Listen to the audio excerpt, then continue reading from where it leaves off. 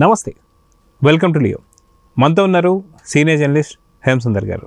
Sir నమస్తే. నమస్తే అండి. సార్, యూట్యూబ్నే ఒక వ్యాపారంగా, యూట్యూబ్నే కంప్లీట్గా ఒక వ్యవస్థలాగా మెయింటైన్ చేస్తూ వస్తూ దీంట్లో ఎన్నో విధాలైనటువంటి ఒక ప్లాట్ఫామ్స్ ఉన్నాయి. అది సోషల్ మీడియా కావచ్చు, లేదంటే యూట్యూబ్ ఛానల్స్ కావచ్చు, లేదంటే టెక్ ఛానల్స్ కావచ్చు, మిగతావి అన్నా.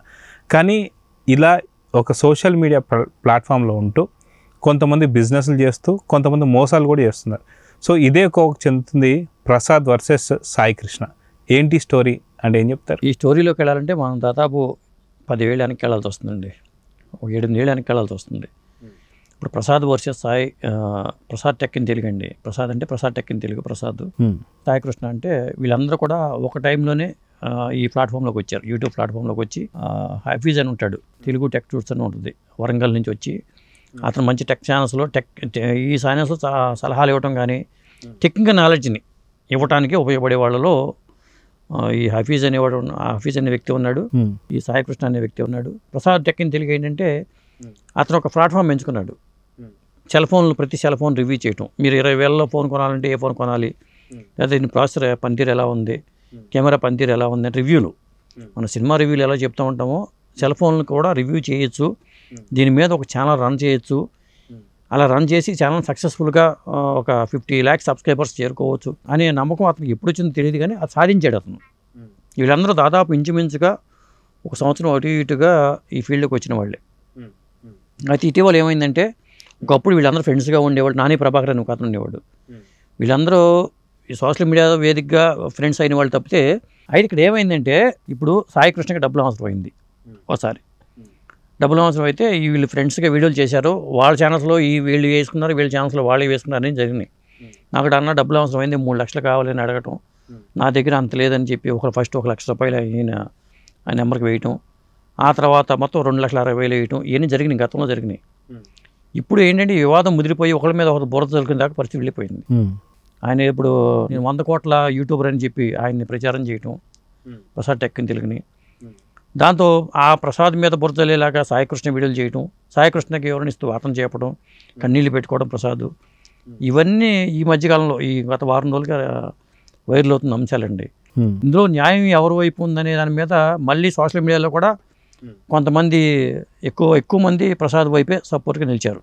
గతంలో కూడా మనం చూసుకుంటే ఈ మధ్య కాలంలో అలేఖ్య చిట్టి పికిల్స్ అంటూ ఒక బిజినెస్ స్టార్ట్ చేసి ఆ బిజినెస్ కూడా అటు ఇటుగా మొత్తం అంటే ఒక పరిమితి దాటి బూతులు తిట్టేంత వరకు వెళ్ళేసరికి పూర్తిగా బిజినెస్ అంతా కూడా దెబ్బతింది. వాస్తవానికి సోషల్ మీడియాని ఎలా వాడుకుంటున్నారు ఏంటి, ఇంకొక రకం చూసుకుంటే ఇంకొక రకమైనటువంటి వివాదం జరుగుతుంది. అదేంటి అంటే అన్వేషణ అని చెప్పేసి అతను వేరే వాళ్ళపైన ఏదైతే ఈ బెట్టింగ్ యాప్స్ పైన వీళ్ళు చేస్తున్నారని చెప్పి. సో ఇలాంటివన్నీ కూడా ఎలా చూడాలంటే సోషల్ మీడియా అనేది ఒకే స్థాయికి పరిమితమైందా లేదా అంటే ఏం చెప్తారు? ఇక్కడ ఏమవుతుందంటే ఈర్ష్య ద్వేషాలు ఎక్కువ ఉంటాయి. ఇప్పుడు సమాజంలో మన పక్కన మనతో ఉన్న వాళ్ళే ఒకడు ఎదుగుతుంటే ఇంకో వారలేడు. ఇది కూడా అంతే. ఇక్కడ వాడు ఎదిగిపోతున్నాడంటే ఇంకోటి వారలేని పరిస్థితి. నాతో పాటు సమానంగా వచ్చాడు, వాడు ముందుకెళ్ళిపోయాడు, నేను వెనకబడ్డాను. మన అసమర్థత అని అనుకోరు. వాడు ముందుకెళ్ళిపోయాడు, ముందుకెళ్ళేవాడిని ఎట్ట పడదోయాలి అని ఆలోచించడం ఇక్కడ కూడా జరుగుతుంది. ఇక్కడ జరగడం వల్లే వ్యాపారంగా చేసుకోవడం అది వేరే విషయంలో, ఇతరత్ర విషయాల్లో బురదలి ప్రయత్నాలు చేసుకోవడం వేరే విషయాలు. ఇప్పుడు ప్రసాద్ టెక్ ఇన్ తెలుగు చెప్పాలంటే అతను ప్రసాద్ ఆటోమొబైల్స్ అని ఇంకోటి పెట్టుకున్నాడు, వాళ్ళ తమ్ముడితో పెట్టుకున్నాడు. నాకు తెలిసి అతను ప్రకాశం జిల్లా నుంచి వచ్చి పాలిటెక్నిక్ చదువుకుని ఇక్కడ మైత్రంలో ఫ్యాకల్టీగా పనిచేసుకుంటూ స్టార్టింగ్లోనే అతను నాకు 50,000 సబ్స్క్రైబర్స్ ఉన్నప్పుడు తెలుసు ఆ ఛానల్లో. ఆ తర్వాత నేను కూడా ఇక రెగ్యులర్గా చూసేవాడిని. అలాగే కృష్ణకాంత్ పార్క్ కూడా ఒకసారి వచ్చి వాళ్ళ ఫ్యామిలీ, వాళ్ళ మిస్సెస్ వాళ్ళు వచ్చి అక్కడ కూడా అందరితో మాట్లాడటం జరిగింది. సాధారణంగా మంచి వ్యక్తి. ఆ గుడ్ విల్ అనేది ఎప్పుడు ఉంటుందండి. సోషల్ మీడియాలో ఒక వ్యక్తి మీద ఒక అభిప్రాయం ఉంటే అది ఎప్పుడు ఉంటుంది. ఇవాళ చాలామంది మద్దతుగా నిలవడానికి కారణం ఏంటంటే ఆ గుడ్ విల్ అతనికి ఉంది. జెన్యూన్ రివ్యూలు చెప్తూ ఉంటాడు. మనం ఏ ఫోన్ కొనుక్కోవాలనుకున్న వాళ్ళందరూ ప్రతి ఒక్కరూ కూడా ప్రసాద్ టెక్ ఇన్ తెలుగు రివ్యూలు చూస్తారు. నేను ఈ ఛానల్ పెట్టడానికి ఇన్స్పిరేషన్ ఎవరనే దాని మీద కూడా వీడియో చేసేట అతను ఇంగ్లీష్లో వీడియోలు చేస్తే రివ్యూలు చెప్తూ ఉంటే సెల్ ఫోన్ల మీదే ఆ ఇన్స్పిరేషన్తో ఇతను కూడా పెట్టుకున్నాడు.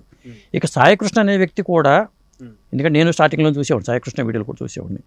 ఈ లోగోలు ఎలా చేయాలి, యూట్యూబ్ బ్యానర్స్ ఎలా తయారు చేయాలి, SEO ఎలా చేయాలి, అలా చేసుకుంటూ అతను బిల్డప్ చేసుకుంటూ వెళ్ళిపోయి అతను ఏంటంటే అప్పులు చేయటం అనేది జరిగింది. లాస్ అవడం, ఎందుకు లాస్ అయ్యాడనేది తెలియదు. అతను బాగా ఎదిగాడు, బాగా సంపాదించుకున్నాడు. పిక్సెల్ మీడియా అని చెప్పి నేను ఒకటి పెట్టాను, దానికి లాస్ అయిపోయాను. మళ్ళీ నాకు ఇంత డబ్బులు అప్పు కావాలని చెప్పి అడగడం జరిగింది. ఇప్పుడు ముఖాముఖి పరిచయం ఉన్న వాళ్ళు డబ్బు ఇవ్వడం వెనకాడుతూ ఉంటారు.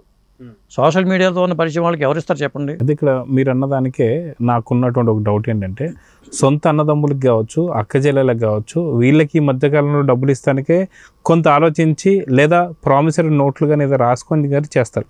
అటువంటి సోషల్ మీడియాలో ఉన్నటువంటి పరిచయాల వల్ల నిజంగా ఆ డబ్బులు అప్పు ఇవ్వచ్చా, లేదా ఏదైనా సరే ఇట్లాంటి ట్రాన్సాక్షన్స్ చేయొచ్చా, లేదా అంటే ఏం చెప్తారు? కేవలం నమ్మకం మీద ఇస్తారండి ఇది.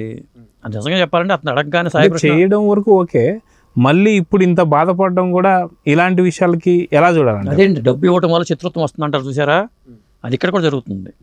డబ్బు ఇచ్చి శత్రుత్వం తెచ్చుకోవటమే.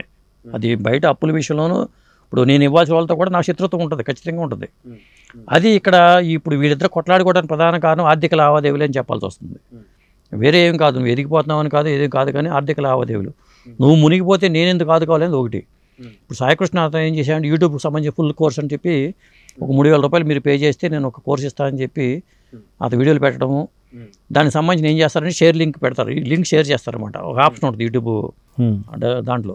ఆ ఆప్షన్ ఏంటంటే డబ్బులు కట్టిన 3,000 కట్టిన వాళ్ళకి వీళ్ళు ఒక లింక్ షేర్ చేసి ఆ దాంట్లో వీడియోలో ట్యూటోరియల్స్ అన్నీ పెడతా ఉంటారు. అట్లా పెట్టినప్పుడు కూడా దాదాపు అతనికి ఆ లెక్కలు వేసుకున్నా కూడా చాలా అమౌంట్ వచ్చింది. మరి ఆ డబ్బు అంతా మరి ఆయన ఏమైందో తెలియదు. మళ్ళీ నాకు లాస్ వచ్చింది, నేను పెట్టాను, నేను మునిగిపోయాను, అప్పులు అయిపోలేవు ఆయన చెప్తున్నాడు. ఆయన వ్యసనం ఆయన చెప్తున్నాడు. మధ్యలో ప్రసాద్ బలిపశువులాగా మారిపోయాడు.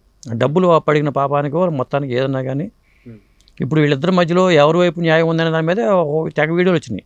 ప్రసాద్ కూడా కన్నీళ్ళు పెట్టుకుంటూ వీడియో చేశాడు, తర్వాత దాన్ని ప్రైవేట్లో పెట్టడం జరిగింది. ఆ వీడియోని ఎవరు డౌన్లోడ్ చేసి మళ్ళీ ఇంకో పర్సన్ పెట్టేశాడు. ఇలా జరుగుతుందండి వారు.